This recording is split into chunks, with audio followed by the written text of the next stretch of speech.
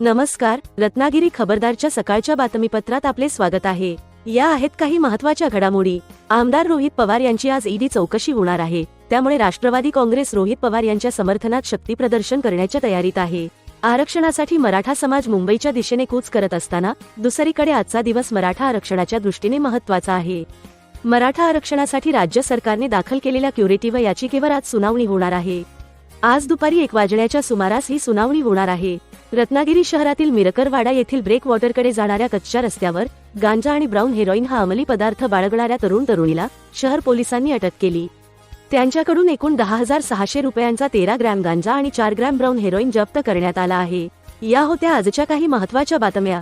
रत्नागिरी आणि जगभरातील सुपरफास्ट अपडेटसाठी रत्नागिरी खबरदारच्या वेबसाईटला भेट द्या. धन्यवाद.